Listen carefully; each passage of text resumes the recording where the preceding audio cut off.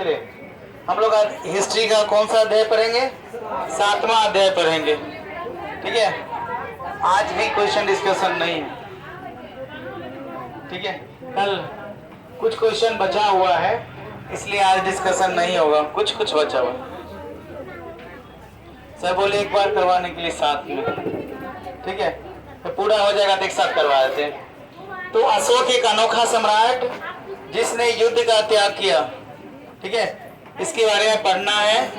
ठीक है ना, लाइट जलाइए।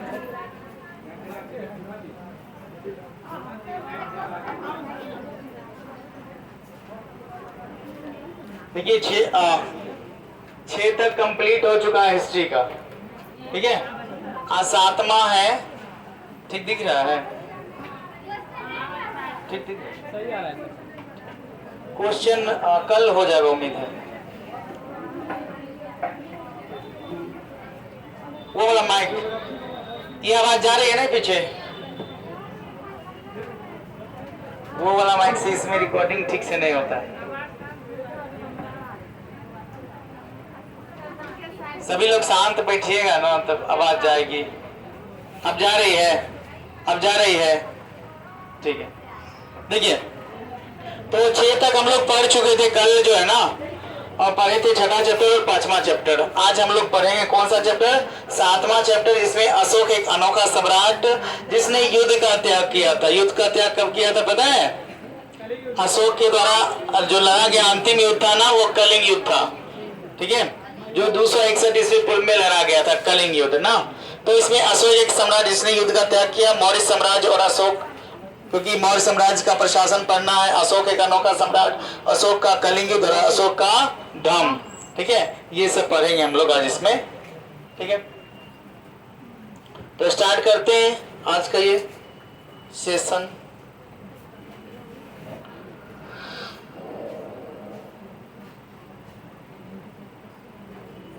देखिए मौर्य सम्राट और अशोक की बात होगी।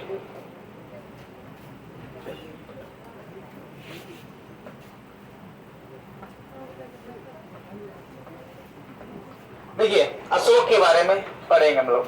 किसके बारे में? यहाँ जो आप फोटो देख रहे हैं ना, यह चाणक्य, कौटिल्य या विष्णुगुप्त इनका नाम है। चाणक्य भी कह सकते हैं, कौटिल्य भी कह सकते हैं, या विष्णुगुप्त कह सकते हैं। एक व्यक्ति है, इनका 3 नाम। ठीक है, देखिए मौर्य साम्राज्य की स्थापना चंद्रगुप्त मौर्य ने 2300 साल पहले चाणक्य या कौटिल्य की सहायता से किया था।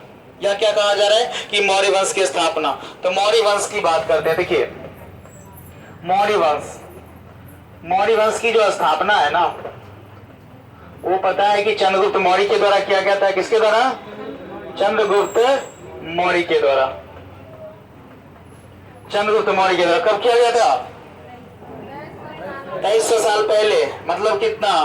करेक्ट ईस्वी याद है? 322 ईस्वी पूर्व, या कहीं कहीं 323 ईस्वी पूर्व में भी लिखा हुआ है। ठीक है, 322 या 323 ईस्वी पूर्व में मौर्य वंश की स्थापना चंद्रगुप्त मौर्य के द्वारा किया गया था। ठीक है, देखिए चंद्रगुप्त मौर्य ने नंद वंश के अंतिम शासक घनानंद को हराया था। ठीक है, नंद वंश के अंतिम शासक घनानंद को हरा करके चंद्रगुप्त मौर्य ने मौर्य वंश की स्थापना की थी। किसकी सहायता से?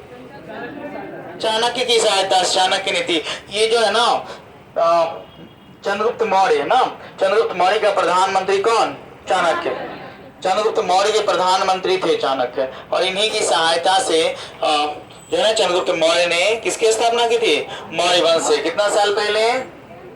कितना साल पहले? 2300 साल पहले।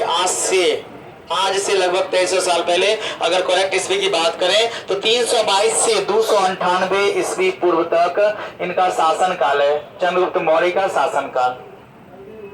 ठीक है, चंद्रगुप्त मौर्य का शासन काल कब से कब तक है? 322 ईस्वी पूर्व से 298 ईस्वी पूर्व तक है। 322 से 298। ये लिखना चाहे तो लिख सकते हैं। जो यहाँ पर इसमें आपको नहीं मिलेगा वो साथ साथ लिखते चलिएगा। ठीक है, चलिए। अच्छा,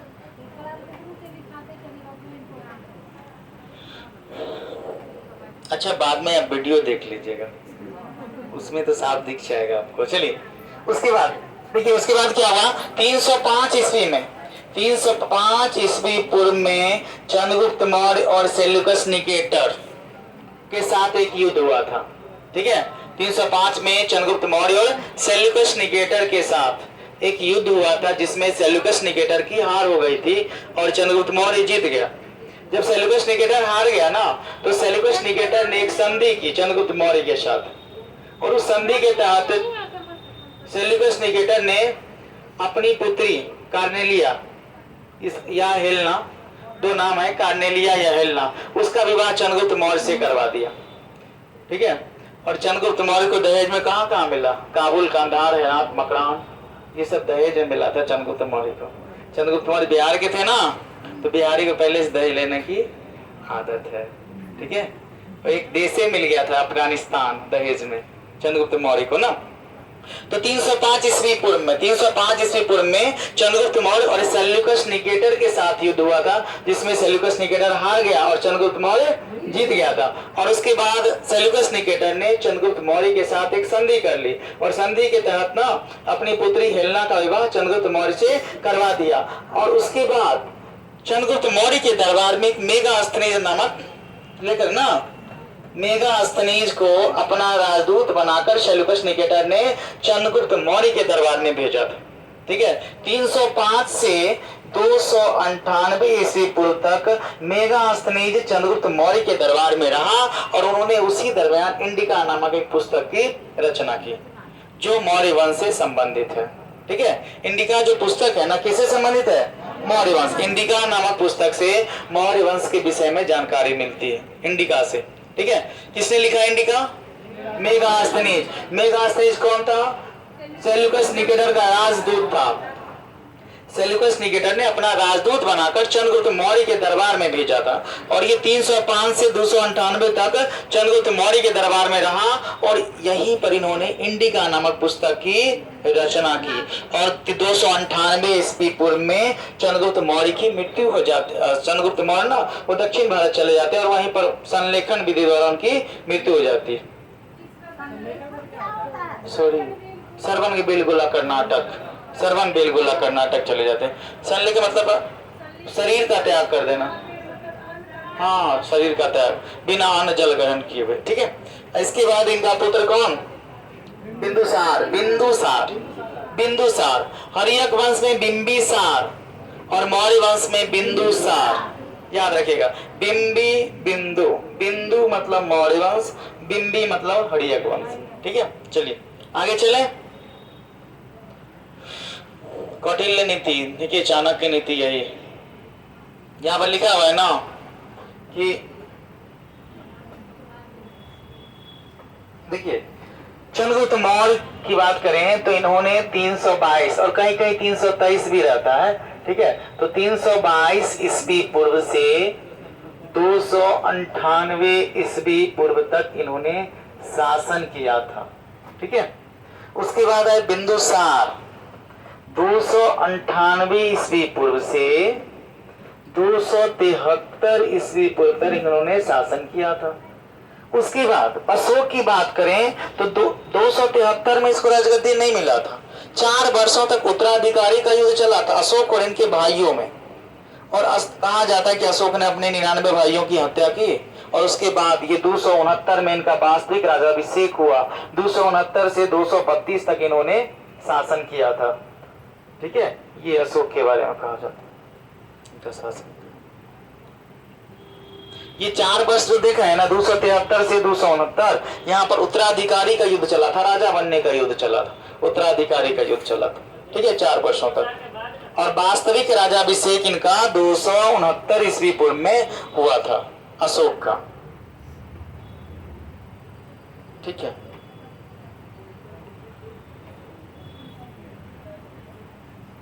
आगे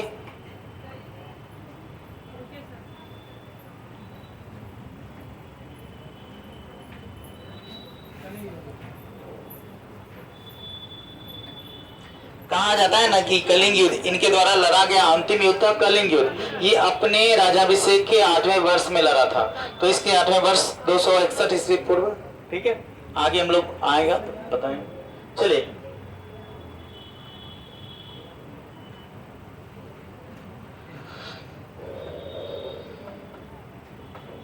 देखिए, साम्राज्य में बहुत से नगर थे, ठीक है। मौर्य साम्राज्य में साम्राज्य की राजधानी पाटलिपुत्र, उज्जैन और तक्षशिला जैसे नगर ये प्रमुख थे, ये राजधानी नगर थे। कभी पाटलिपुत्र, कभी उज्जैन और कभी तक्षशिला राजधानी बना है। पहले तक्षशिला की बात करते हैं तो तक्षशिला उत्तर पश्चिम और मध्य एशिया में जाने का मार्ग था, क्योंकि तक्षशिला अभी कहाँ है? पाकिस्तान में। तक्षशिला कहाँ है? पाकिस्तान में, याद रखिएगा। उज्जैन उत्तरी भारत से दक्षिण भारत जाने का रास्ता में पड़ता था, उज्जैन, ठीक है। उज्जैन कहाँ है? मध्य प्रदेश में, इस नदी के किनारे, क्षिप्रा नदी के किनारे, ठीक है। चलिए, तो तक्षशिला की बात करते हैं तो ये देखिए, उत्तर पश्चिम और मध्य एशिया मतलब पाकिस्तान। उत्तर पश्चिम की बात हो ना, जैसे ही देखिए यहाँ उत्तर हो गया, ये पश्चिम हो गया, तो यहीं पर न पाकिस्तान है भारत के बाहर, यहीं पर अफगानिस्तान में मिल जाएगा। तो उत्तर पश्चिम में देखिए यहाँ पर क्या है? तक्षशिला। तक्षशिला अभी पाकिस्तान में, तक्षशिला विश्वविद्यालय भी है, तो अभी पाकिस्तान में ही है, ठीक है। आगे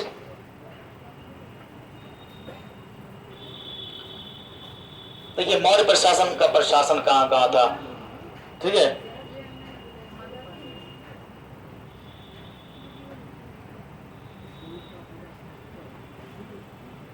यहां तक था, ये देखिए कि क्या है,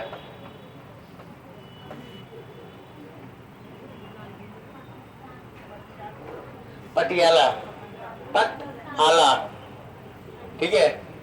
देखिए, ये उज्जैन, ये सांची, ये बोधगया, ये पाटलिपुत्रा, ये मौर्यांश, और ये मथुरा, और ये इंद्रप्रस्थ, और ये तक्षशिला। तक्षशिला, तक्षशिला है। ये सब मौर्य प्रशासन के केंद्र थे, ठीक है। मौर्य प्रशासन एक अभिलेख है जिसके 3 भाग बताए थे ना। अभिलेख के कितने प्रकार? शिलालेख, स्तंभलेख और गुहालेख बताए थे ना। तो चलिए, मौर्य प्रशासन की बात करते हैं। अशोक के पास आएंगे ना तो अभिलेख देखेंगे। देखिए, पाटलिपुत्र और उसके आसपास के इलाकों पर सम्राट का सीधा नियंत्रण था। मतलब पाटलिपुत्र, पटना, अभी जो वर्तमान में पटना है, उसके आसपास के इलाकों में सम्राट का डायरेक्ट नियंत्रण था, उसी के देखरेख में होता था। इस इलाके के गांव और शहरों से कर इकट्ठा करने के लिए राजा अधिकारियों को नियुक्त करता था। मतलब राजा किसको नियुक्त करता था? अधिकारियों। किस लिए? तो टैक्स वसूलने के लिए। किसके लिए? टैक्स को वसूलने के लिए अधिकारियों की नियुक्ति करता था, ठीक है।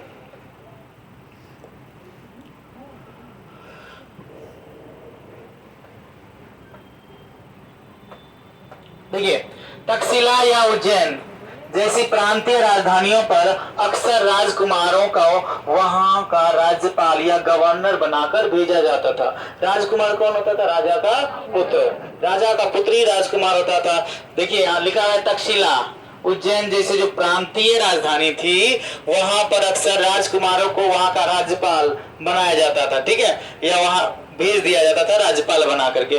प्रादेशिक केंद्रों के बीच विस्तृत क्षेत्रों में मौर्य शासक सिर्फ मार्गों और नदियों पर नियंत्रण रखने की कोशिश करते थे, और वहां से जो भी संसाधन कर या भेंट, टैक्स या गिफ्ट के रूप में मिलते थे, उसे इकट्ठा किया जाता। देखिए यहाँ पर कर मतलब टैक्स होता है, और भेंट मतलब गिफ्ट ना, गिफ्ट। तो ये इसके रूप में मिलता था। वहां का जो भी संसाधन होता था ना, जो भी प्राकृतिक संसाधन होता था या मानव निर्मित संसाधन होता था, वो कर के रूप में मिलता था या फिर टैक्स के रूप में मिलता था। ये मौर्य प्रशासन में।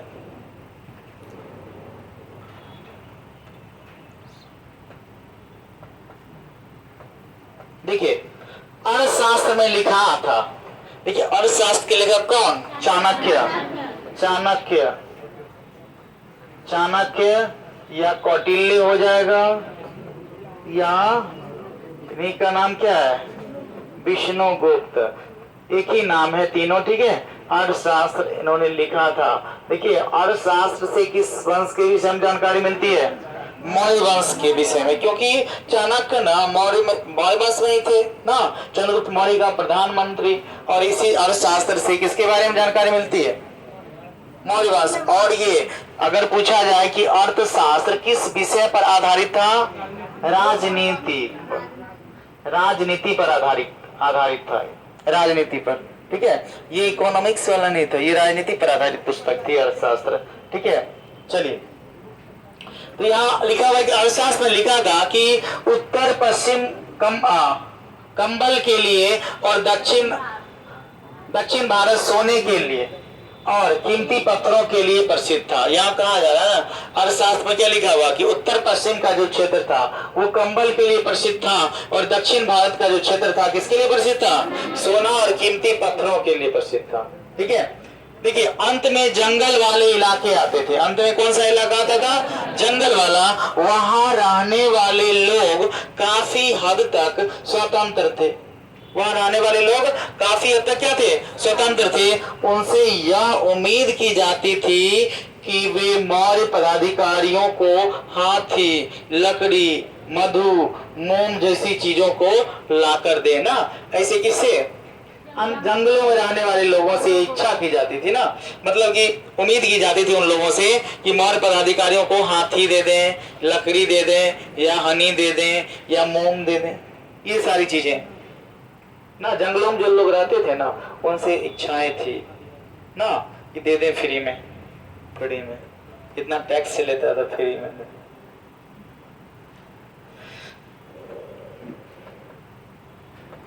देखिए, जहां कर नियमित रूप से इकट्ठा किए जाते थे, वहीं नजराना अनियमित रूप से। ठीक है, यहाँ कहा गया है जहां टैक्स जो है ना, जहां टैक्स नियमित रूप से इकट्ठा किया जाता था ना, वही नजराना अनियमित रूप से। नजराना का मतलब गिफ्ट ही होता है, हाँ, वही भेंट या गिफ्ट। तो अनियमित रूप से जब भी संभव हो इकट्ठा किया जाता था। अनियमित रूप से मतलब जब संभव हो तभी गिफ्ट इकट्ठा किया जाता था, लेकिन टैक्स नियमित रूप से लगता था। ठीक है, ऐसे नजराने विभिन्न पदार्थों के रूप में प्रायः ऐसे लोगों के लिए जाते थे जो स्वेच्छा से इसे देते थे। मतलब नजराना का मतलब स्वेच्छा से देना। गिफ्ट अगर किसी को दे रहे हैं ना, तो अपनी इच्छा से दे रहे हैं ना, कि उसकी इच्छा से नहीं। आजकल पहले इच्छा होती है, लेने वालों की इच्छा पहले आजकल होती। चलिए, नोट में देखिए क्या लिखा। नोट में वही लिखा हुआ है कि मेगास्थनीज चंद्रगुप्त मौर्य के दरबार में पश्चिम एशिया के यूनानी राजा सेल्यूकस निकेटर का राजदूत था। वही चीजें ना, ये याद रखिएगा। कब से कब तक? 305 से 298 ईस्वी पूर्व तक ये जो सेल्यूकस निकेटर का जो राजदूत था मेगास्थनीज, वो चंद्रगुप्त मौर्य के दरबार में रहा था। कब से कब तक? 305 से 298 ईस्वी पूर्व तक। और इन्होंने कौन सी पुस्तक लिखी? इंडिका नामक पुस्तक की रचना किसने की थी? मेगास्थनीज ने। किसने? मेगास्थनीज ने। और ये भी पूछ सकता है कि वो जो मेगास्थनीज था ना, वो किस वंश के विषय, मेगास्थनीज इंडिका जो नामक पुस्तक जो लिखा, वो इंडिका पुस्तक किस वंश के विषय में जानकारी? मौर्य वंश के विषय में। चलिए आगे लिख लिए, जो बचेगा वीडियो देख लीजिए। अच्छा, आप लोग वीडियो नहीं देखे? बहुत लोग नहीं देखे, क्योंकि किसी व्यू से पता चल जाता है कौन देखे कौन नहीं। हाँ, चैनल अपने चैनल पर हम डाले थे। चैनल तुम बता दिए थे कल नाम ना, इजी है, इजी। ये था GS एक साथ, इजी अलग, और हमारा नाम था इसके एंड में। यही है चैनल, इसी पर मिलेगा वीडियो। आज जो भी होगा वो आज अपलोड हो जाएगा शाम में। लिख लिए थे क्या?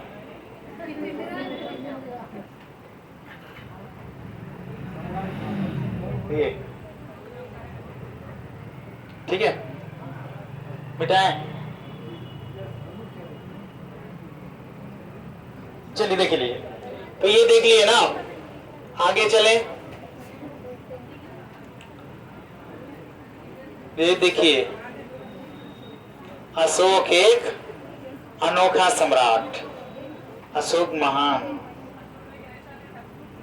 हाँ, क्या था? और फोटो में तो किसी का कोई किसी टाइप का हो जाता है। फोटो फोटो से आप किसी का तुलना नहीं कर सकते ना। चलिए देखिए, अशोक एक अनोखा सम्राट, अशोक एक अनोखा सम्राट। देखिए, अशोक मौर्य वंश का सबसे प्रसिद्ध शासक हुआ ना। मौर्य वंश का सबसे प्रसिद्ध शासक कौन था? अशोक, जिन्होंने अभिलेखों द्वारा जनता तक अपने संदेशों को पहुंचाने की कोशिश की। किसके द्वारा?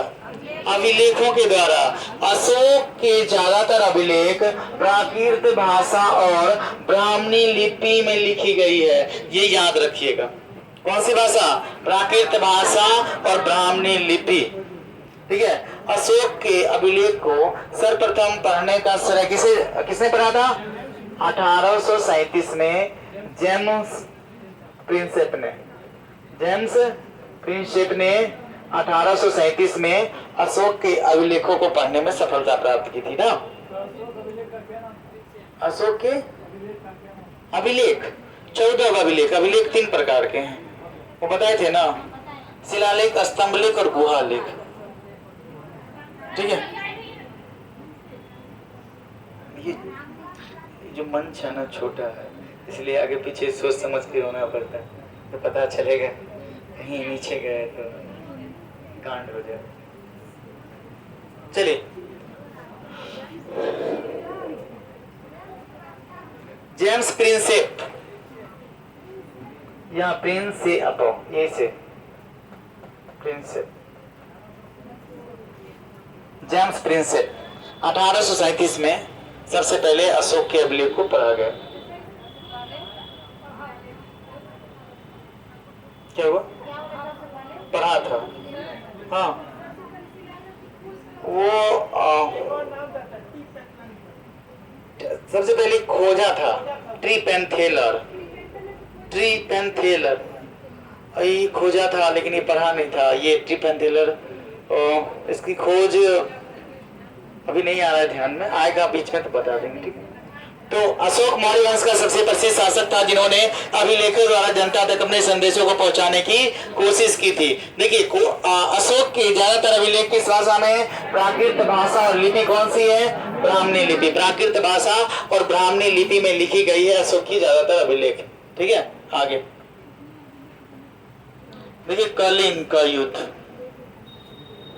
कलिंग की राजधानी कहाँ है, याद है? तोसाली, तोसली या तोसाली। कलिंग, कलिंग की राजधानी होता है तोसली, तोसली, या कहीं कहीं आपको तोसाली ही रहेगा।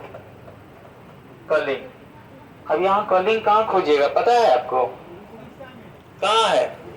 उड़ीसा में। कलिंग कहाँ है? उड़ीसा में, महानदी के आसपास। ठीक है। चलिए, कलिंग का युद्ध 261 ईस्वी पूर्व में ना। देखिए, 261 ईस्वी पूर्व में। अब देखिए, कलिंग का युद्ध 261 ईस्वी पूर्व में। इसी युद्ध के बाद अशोक ने युद्ध करना बंद कर दिया और धर्म अपनाया था। क्यों?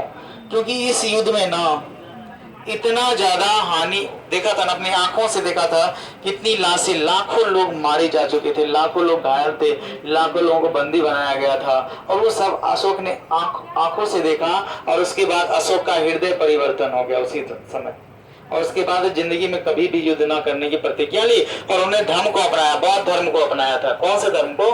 बौद्ध धर्म और धर्म को अपनाया था। ठीक है। चलिए,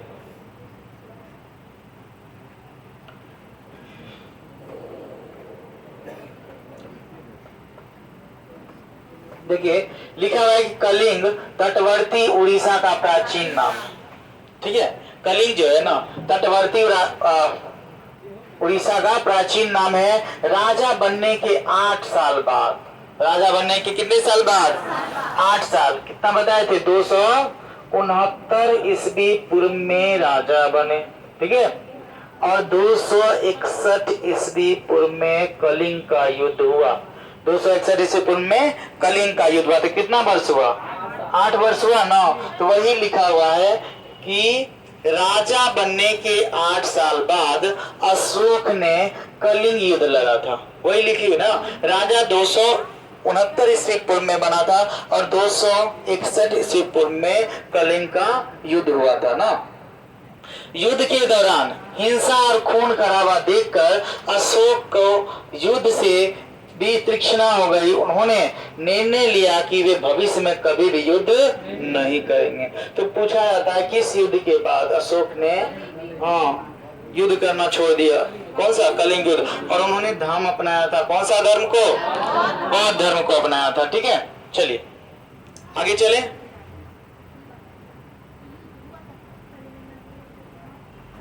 लिख रहे हैं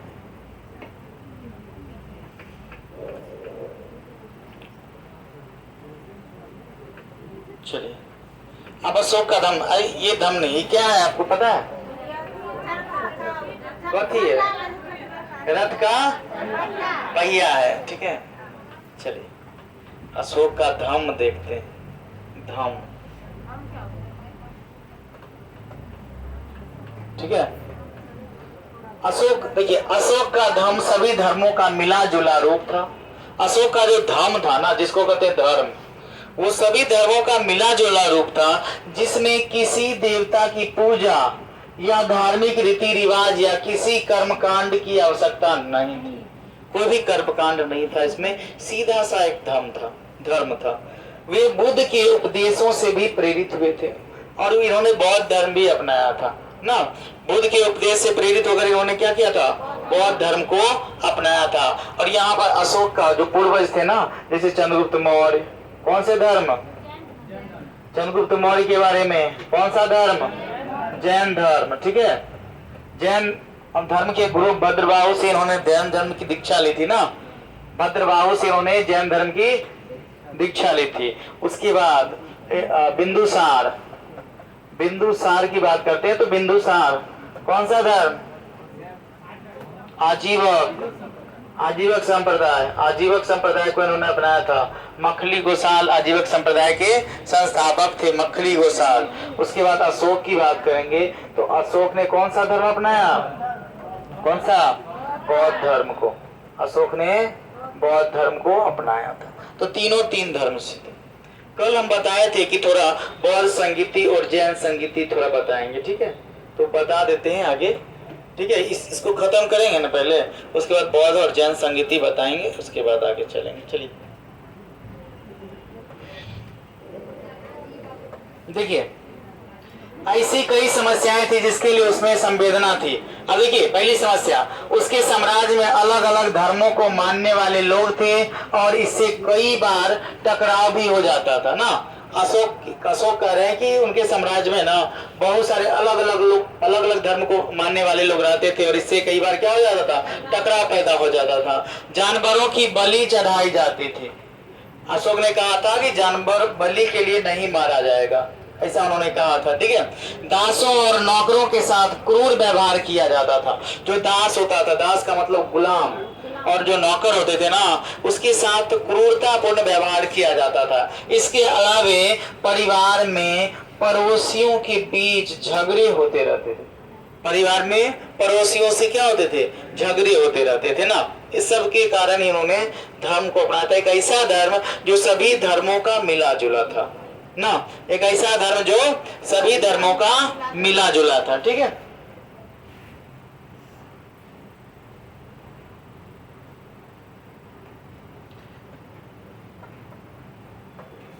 देखिए अशोक ने यह महसूस किया कि इन समस्याओं का निदान उनका कर्तव्य है। ठीक है, यह वस्तुतः व्यावहारिक शिक्षा थी जिसके लिए अशोक ने धर्म के महत्व या अधिकारियों की नियुक्ति की, मतलब क्या कहते हैं इसको, धर्माचार्य, धर्म के धर्मान महत्व अधिकारियों की नियुक्ति की, जो जगह जगह पर जाकर धर्म की शिक्षा, जिसको कहते हैं धर्म महामात्र। क्या कहते हैं? धर्म महामात्रों की नियुक्ति। यह क्वेश्चन होता है कि धर्म महामात्रों की नियुक्ति किसने की? ऐसा क्वेश्चन होता है। किसने की थी? अशोक ने की थी। यहाँ लिखा हुआ है ना कि धर्म महत्व अधिकारियों की नियुक्ति, तो धर्म महामात्रों की नियुक्ति किसके द्वारा किया गया था? अशोक के द्वारा किया गया था। ठीक है, अशोक ने अपने संदेश कई स्थानों पर शिलाओं और स्तंभों पर खुदवा दिए थे ना, वही अभिलेख के माध्यम से, शिलालेख या स्तंभ लेख या फिर गुहा लेख। ठीक है, चलिए आगे।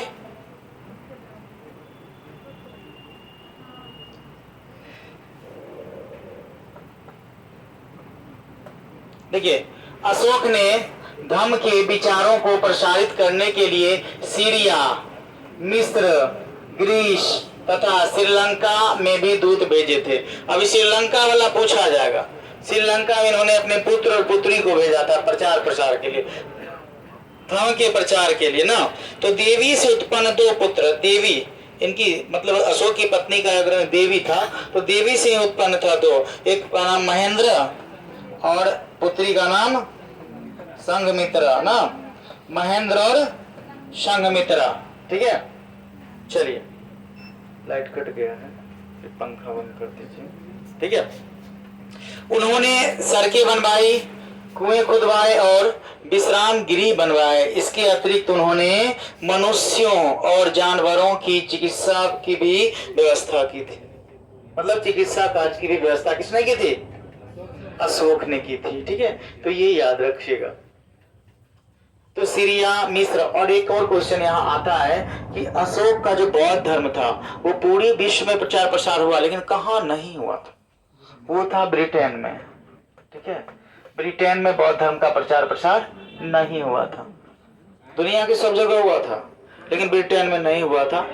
ऐसा उसका कारण अभी तक पता नहीं चला। ठीक है, हो जाता तो याद ही नहीं करना पड़ता कुछ सब याद कर लेते, सब जगह हुआ था। लेकिन यहाँ विशेष ये भी था कि अपने पुत्र और पुत्री को भेज दिए, तभी भी याद करना पड़ता है। महेंद्र संघमित्रा कहाँ भेजा था? श्रीलंका, बौद्ध धर्म के प्रचार प्रसार के लिए। ठीक है, आगे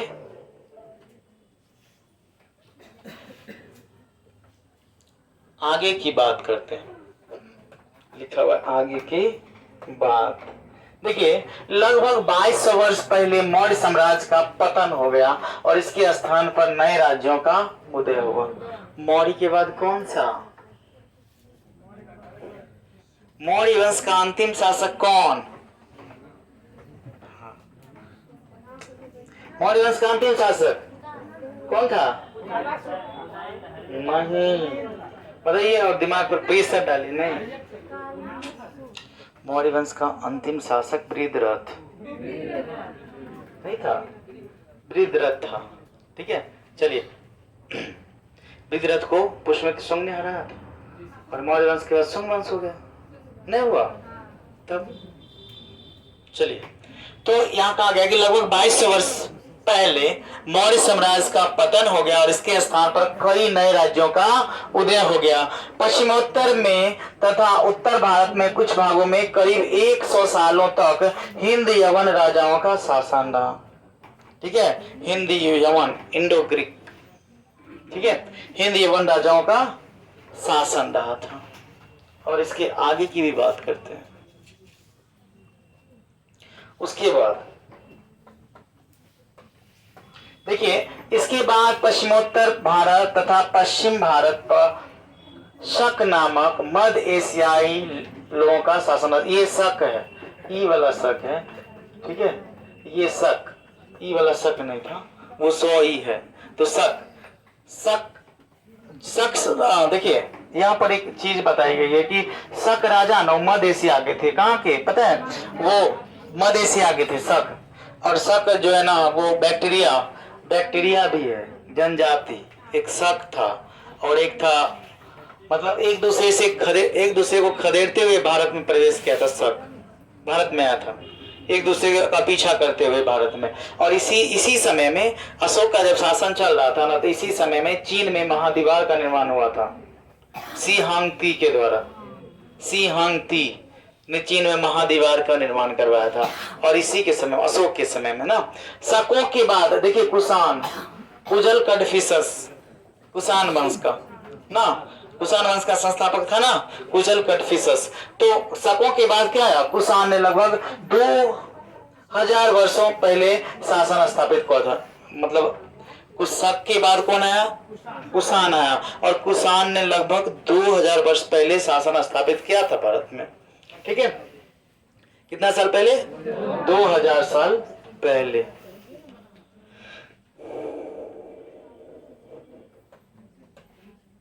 चलिए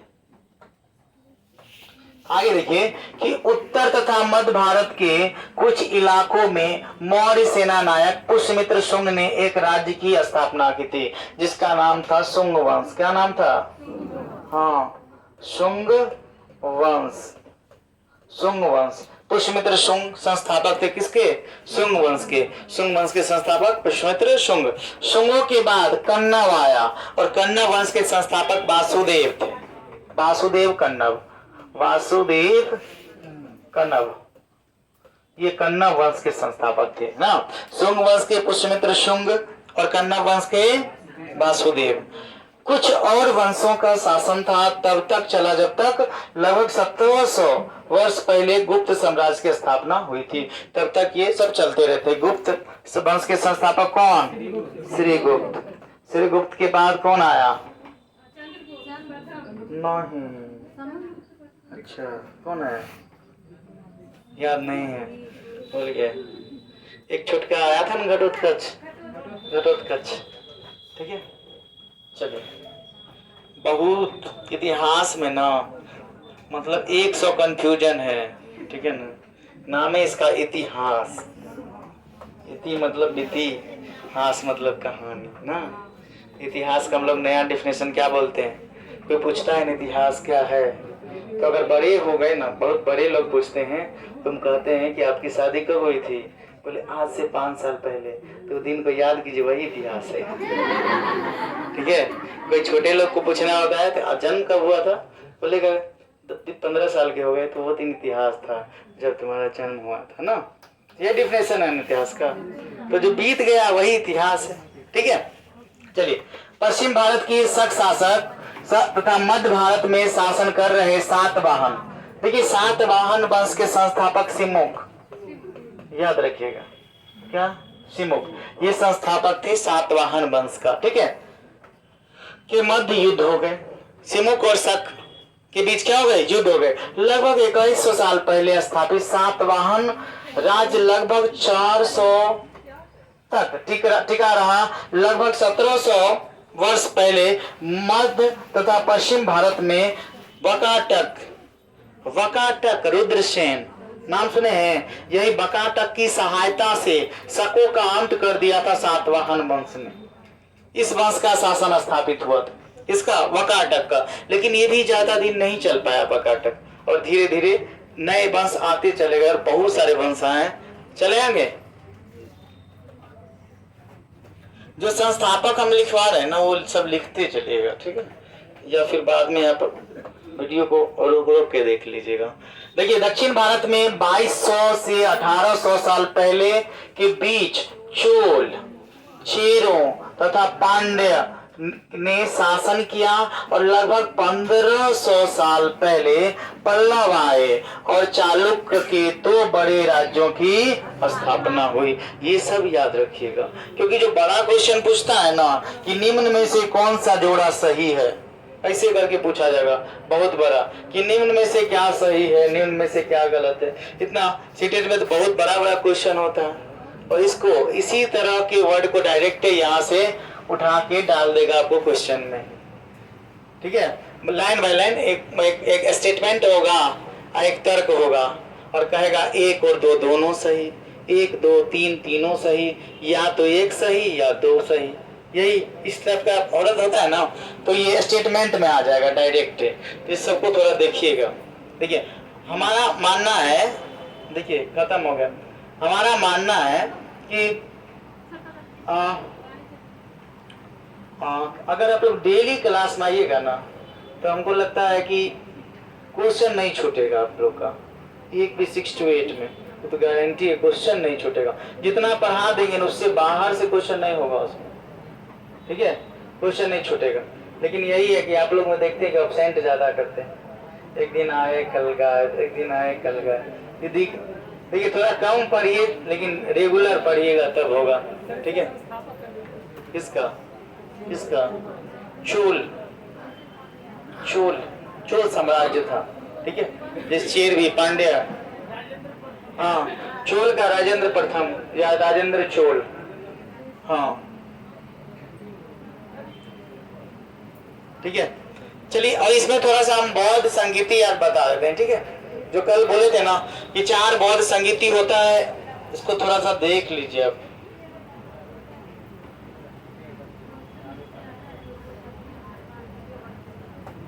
देखिए यहीं पर लिखे ना, देखिए बौद्ध संगीतियां जो कल पढ़ाए थे उसमें देख लीजिए अब।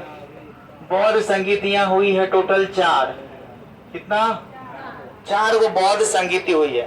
बौद्ध संगीति का मतलब होता है सभा, क्या होता है सभा। 4 बौद्ध सभाएं हुई है।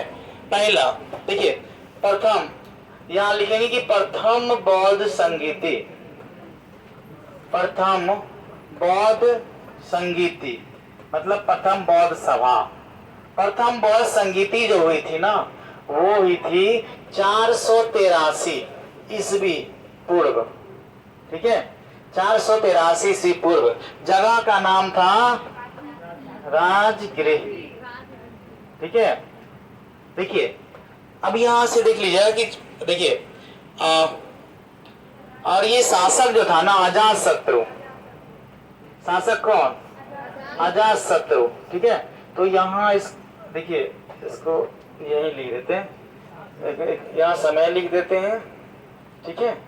यहाँ स्थान लिख देते हैं, स्थान राजगीर या राजगिरी के सतकर्णी गुफा के अंदर हुआ था ना। उसके बाद शासक कौन था अजात शत्रु, अजात शत्रु ये किस वंश का था हर्यक वंश का। अजात शत्रु किस वंश का था ये हर्यक वंश का। चलिए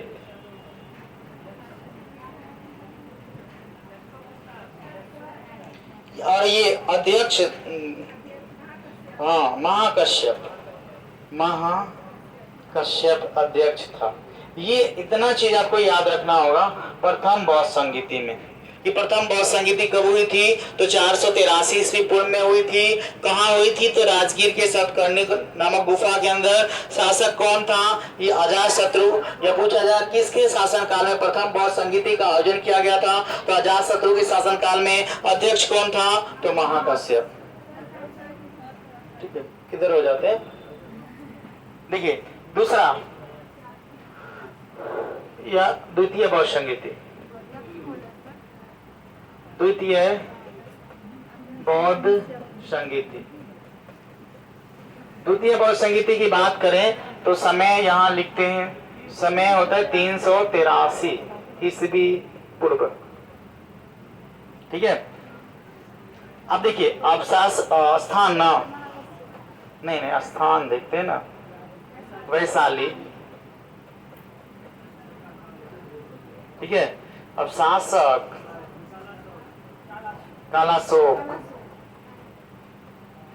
कालाशोक और ये अध्यक्ष सभा कामिल, सभा कामिल ये 2।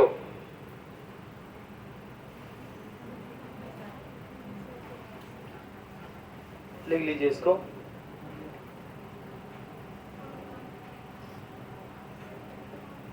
दिख रहा है ना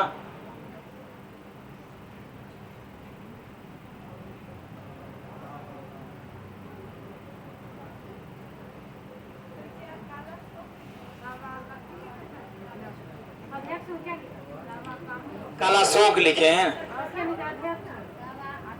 कालाशोक है ये आकार गलती से हो गया। चलिए सभा कामीर है या सभा कामी भी होता है या सभा कामीर भी, दोनों लिख लीजिए। नहीं मैथ थोड़े है कि प्लस कर माइनस हो गया तो गलत हो जाएगा। खाली नाम याद रखिए, ऑप्शन ए तो आएगा, पढ़िएगा कि ऑप्शन इसमें हर्षी का दीर्घ का उतना मैटर नहीं करता। मिटाएं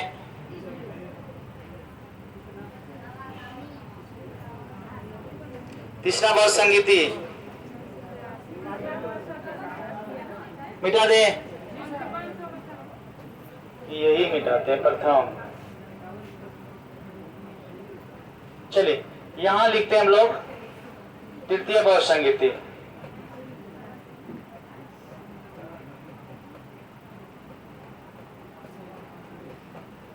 तृतीय बौद्ध संगीति, ये जो समय है ना, देखिए कहीं कहीं 250 रहेगा, कहीं कहीं 255, ठीक है। तो 250 ईस्वी पूर्व लिखते हैं, ठीक है, 250 ईस्वी पूर्व। उसके बाद स्थान, हाँ, पाटलिपुत्र, पाटलिपुत्र। देखिए उसके बाद है शासक, पता ही होगा क्योंकि अशोक 269 से 232 तक था, तो बीच में कौन होगा? अशोक की अध्यक्षता में ही हुआ था, ठीक है। और अध्यक्ष कौन था? मोगलीपुत्तीश, मोगलीपुत्र 30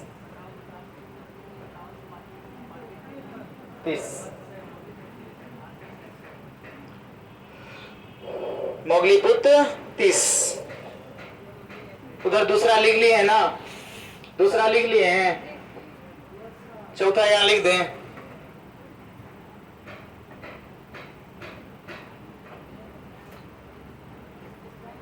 चौथा चतुर्थ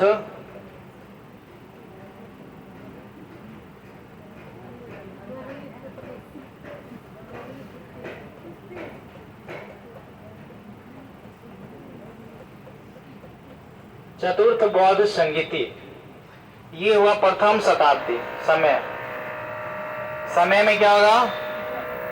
प्रथम शताब्दी, ठीक है ना। उसके बाद देखिए स्थान,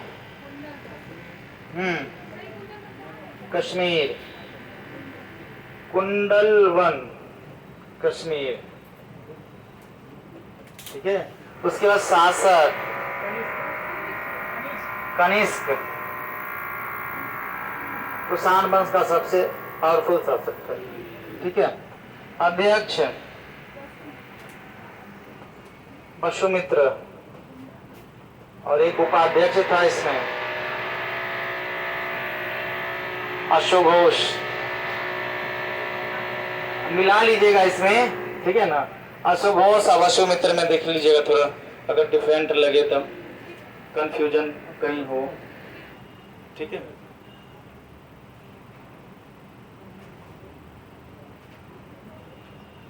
कंफ्यूजन बहुत होता है।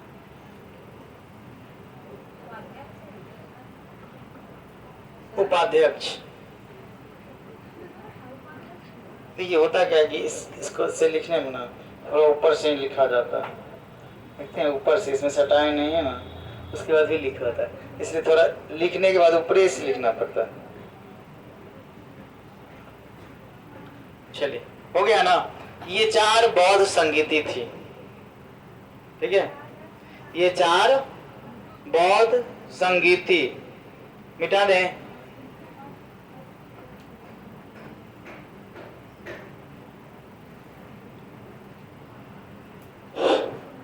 चलिए मिटाते हैं और इसका कुछ ट्रिक बता देते हैं, ठीक है,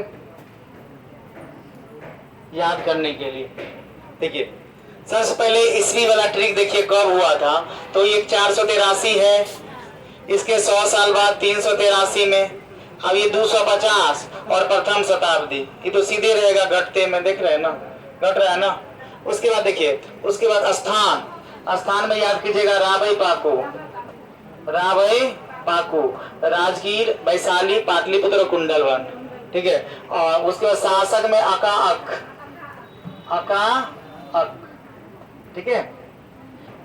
और से अजात शत्रु, का से कलाशोक, और से अशोक, और क से कनिष्क, ये तो ये याद रखिएगा 3 में, ठीक है। 483, 383, 250 और ईसा मसीह के प्रथम शताब्दी, मतलब ईस्वी के प्रथम शताब्दी। उसके बाद यहाँ स्थान में रावई पाकू याद रखना है, राजगीर, वैशाली, पाटलिपुत्र और कुंडलवन कश्मीर। हाँ, ये प्रथम शताब्दी ईस्वी पूर्व लिखे, ये प्रथम शताब्दी ईस्वी पूर्व। देखिए कनिष्क का राजारोहण 78 ईस्वी में हुआ था, याद रखिए। कनिष्क राजा बना था 78 ईस्वी में और इसी के शासन काल में हुआ था। प्रथम शताब्दी इसलिए बोलते हैं क्योंकि 1 से लेकर 100 तक ये प्रथम शताब्दी कहलाता है। 100 वर्ष का शताब्दी होता है ना, तो ये प्रथम शताब्दी कहलाएगा। ठीक है,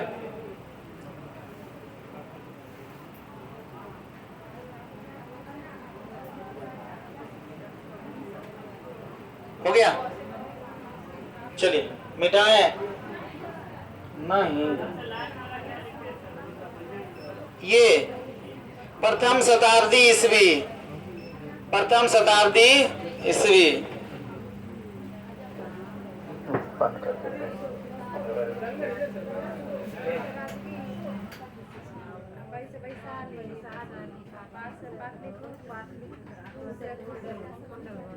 चलिए हो गया ना, मिटा दें। अब मिटाने दीजिए।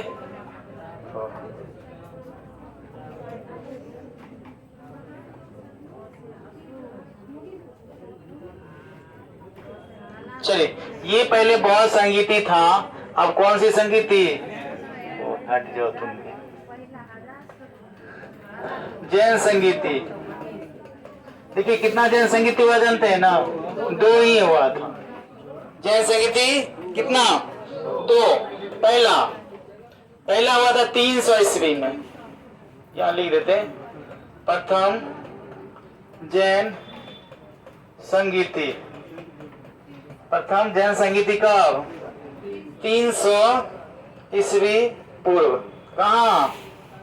समय नहीं, कुंडल बन नहीं कहिए, स्थान कहाँ? देखिए गुजरात पहले कैसे कहते हैं, वैशाली ना। कहाँ हुआ था? पाटलिपुत्र। अच्छा चलिए, प्रथम जैन संगीति कहाँ हुआ था? हाँ, पाटलिपुत्र। ठीक है, स्थूलभद्र की अध्यक्षता में, स्थूलभद्र की अध्यक्षता में।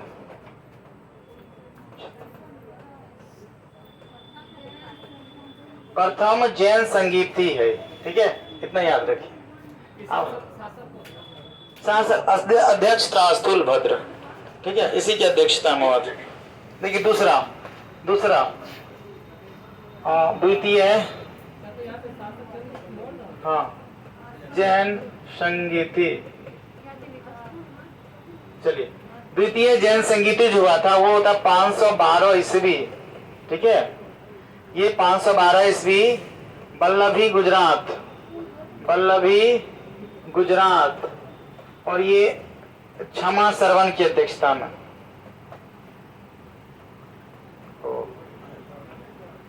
वल्लभी गुजरात, क्षमा सरवन की अध्यक्षता में।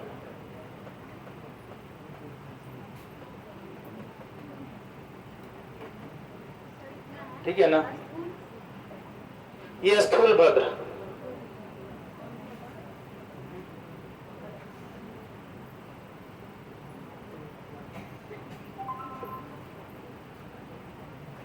ये 2 जैन संगीतियां थी।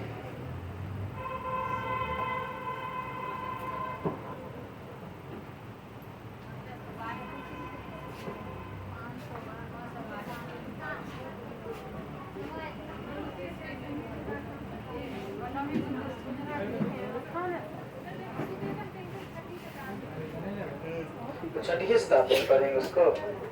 हाँ, 500 से ऊपर हुआ, छठी शताब्दी होगा ना। अभी कौन सी शताब्दी चल रही है? 21वीं शताब्दी। और अभी हम लोग 2022 पर हैं ना, 2000 से ऊपर 21वीं शताब्दी है, तो वही छठी शताब्दी हो गया। 512 करेक्ट ईस्वी होता। मिटाए इसको, आगे चले। जल्दी जल्दी हाथ चलाइए।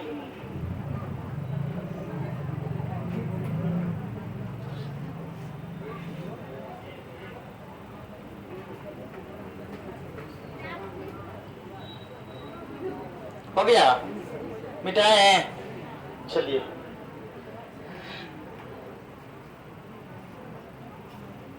चलिए, तो ये खत्म हो गया आपका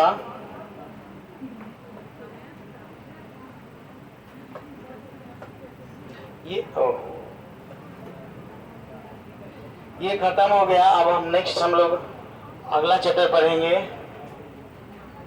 8वां चैप्टर।